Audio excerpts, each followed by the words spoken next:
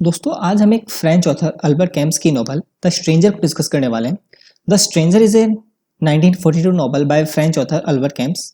Themes और outlook को अक्सर कैम्स के फिलोसफी को एज ए एग्जांपल ही बताया जाता है और ये जो स्टोरी है वो मोस्टली इज फिलोसफी पे बेस्ड होती है। और मेसोल्ट इसमें मेन कैरेक्टर है जो कि अल्जीरियस में एक ओल्ड शिपिंग क्लर्क है फ्रांस में, और एक अरब मैन की हत्या कर उनको मौत की सजा सुनाई जाती है। तो से हम इसमें स्टार्ट करते हैं। नरेटर मेसोल्ट अल्जीरियस में एक यंग मैन है और अपनी माँ की डेथ की इंफॉर्मेशन देने वाले एक टेलीग्राम को प्राप्त करने के बाद वह मैरोंग के लिए एक बस ले जाते हैं जहां उसकी माँ एक बूढ़े व्यक्ति के घर में रहती थी। वह लगभग पूरी ट्रिप में सोता ही रहता है। जब वह आता है और वह घर के डायरेक्टर से बात करता है, उस घर का डायरेक्टर मैसोल को अपनी माँ को देखने की परमिशन देता है, लेकिन मैसोल को पता चलता है कि उसकी मदर की बॉडी को पहले से ही ताबूत में बंद कर दिया गया है। And he declines the caretaker offer to open the coffin. और जब केयर टेकर उसको बोलता है कि उससे अपनी माँ का अंतिम दर्शन करने के लिए उसकी ताबूत खोला जाए, तो वह उसको देखने के लिए इनकार कर देता है। मैसोल को देखकर यह नहीं लगता कि वह उसे देख लगता है कि वह उसे थोड़ा सा भी दुख है या कुछ गम वगैरह है। तो मैसोल्ट एक वहाँ पे सिगरेट पीता है, कॉफी पीता है और अगली सुबह अंतिम संस्कार से पहले वह फिर से डायरेक्टर से मिलता है। डायरेक्टर उसे इन्फॉर्म करता है कि थॉमस पेरेज एक बूढ़ा व्यक्ति जो कि मिसोल्स की माँ के बहुत करीब था, वह अंतिम संस्कार में अटेंड होगा। स्मॉल लोकल विलेज के लिए अंतिम संस्कार जुलूस निकालता है और मैसोल्स की रिपोर्ट है कि वह अंतिम संस्कार के बारे में बहुत ही कम याद करता है, उसको बहुत ही कम याद है। उस रात खुशी से अल्जीरियस में वापस आ जाता है। अगले दिन मैसोल स्विमिंग के लिए एक पब्लिक बीच पर जाता है। वहां पर वह अपनी फॉर्मर को वर्कर मैरी कोनाल के साथ से मिलता है और उसके साथ स्विमिंग करता है। दोनों उस शाम मूवी थिएटर में एक कॉमेडी मूवी देखने के लिए डेट करते हैं। फिल्म के बाद वे एक साथ रात बिताते हैं। जब मैसोल उठता है, मेरी चली जाती है। वह दोपहर तक बिस्तर पर रहता है और शाम तक अपनी बालकनी में बैठा रहता है और लोगों को सड़क पर जाते हुए देखता है। अगले दिन सोमवार को मैसोल्ट काम पर लौटता है। उन्होंने अपने दोस्त एमेनुअल के साथ लंच किया and then walk all afternoon. उस रात अपने अपार्टमेंट में ऊपर की ओर चलते हुए मैसोल्ट सलामों में एक बूढ़ा व्यक्ति को दौड़ता हुआ देखता है जो अपनी बिल्डिंग में ही रहता है और एक कुत्ते का मालिक है। मैसोल्ट अपने पड़ोसी रेमंड सिटिंग्स के साथ भी चलते हैं, उसके साथ घूमते हैं, वॉक करते हैं। और डिनर के लिए रेमंड ने मैसोल्ट को इनवाइट किया। डिनर के बाद रेमंड ने याद दिलाया कि कैसे उसने अपनी वाइफ की पिटाई की और उसे मिस्ट्रेस की पता है कि जब उसे पता चला कि उसने धोखा दिया है। एज अ रिजल्ट वह उसके भाई के साथ झगड़ा करने लगा। रेमंड अब अपनी मिस्ट्रेस को भी और ज़्यादा तड़पाना चाहता है, उसे और ज़्यादा टॉर्चर करना चाहता है, उसे रिवेंज लेना चाहता है। इसके लिए उसने अपनी मिस्ट्रेस को वापस बुलाने के लिए एक लेटर लिखने के लिए मैसोल्स की जरूरत महसूस की। तो उसने मैसोल्स को कहा, तो मैसोल्स उसका दोस्त होने के नाते उसको एग्री कर लेता है और एक लेटर लिखता है। उसी नाइट उसके लेटर लिखता है। अगले शनिवार को मेरी अपार्टमेंट में मैसोल्ट से मिलने जाती है। अगर वह उससे प्यार करता है तो वह मैसोल्ट से पूछती है कि जवाब देता है कि उसका कोई मतलब नहीं था, लेकिन शायद नहीं हो भी सकता है। दोनों को रेमंड के अपार्टमेंट से चिल्लाने की आवाज सुनाई देती है। वे हॉल में बाहर जाते हैं और एक पुलिसमैन को आते हुए देखते हैं।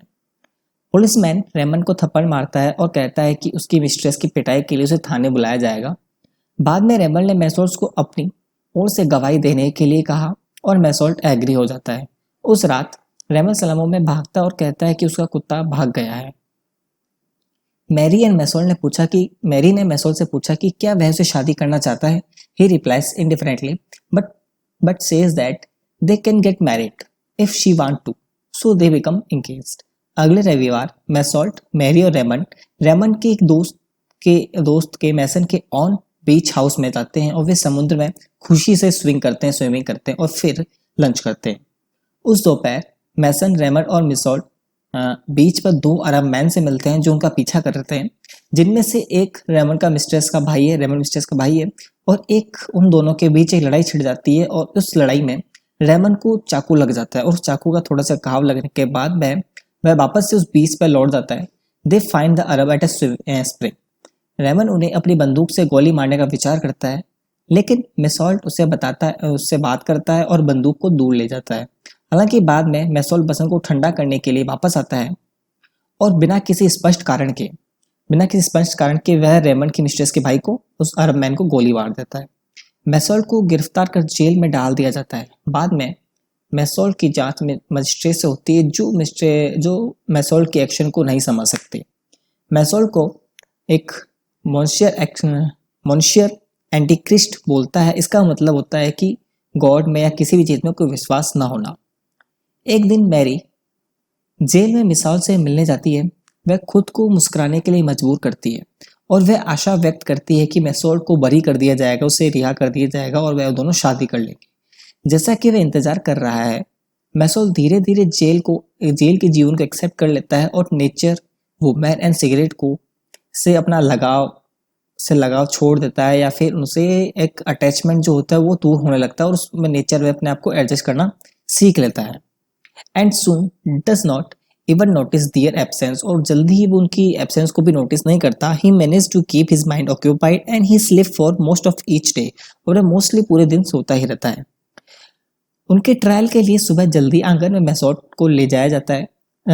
Spectre and member of the press fill the courtroom, वो कोर्ट रूम इंस्पेक्टर और प्रेस से भरा हुआ रहता है। और ट्रायल का विषय है हत्या, और ट्रायल का जो विषय था वो मर्डर से हटकर सामान्य रूप से मैसोल्ट के नेचर, चरित्र की एक सामान्य चर्चा और विशेष रूप से उसकी मां की मृत्यु के प्रति उसकी प्रतिक्रिया से जोड़ दिया जाता है और उसको इस तरह से रिप्रेजेंट किया जाता है कि वह बहुत ही क्रूर, एक हार्टलेस पर्सन है।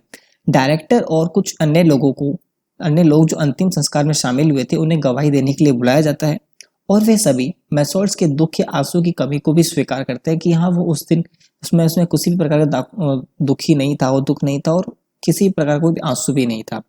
मैरी अनिच्छा से इस बात की गवाही देती है कि उसकी मां के अंतिम संस्कार के बाद ही वह और मैसोल्ट डेट पर गए थे, एक कॉमेडी शो फिल्म भी देखा था। During his summation the following day, prosecutor ने मैसोल्ट को एक मॉन्स्टर कहा और कहा कि उसकी नैतिक भावनाओं की कमी से सभी समाज को खतरा हो सकता है। उन्होंने मॉन्स्टर उसे इसलिए कहा क्योंकि वह उसे उसकी माँ की मृत्यु के लिए भी कोई दुख नहीं था और उसने अब एक लड़के को की गोली मार दी थी। इसका मतलब हुआ कि वो एक हार्टलेस पर्सन है और मैसोल्ट को दोषी पाया जाता है और उसको मौत की सजा सुनाई जाती है।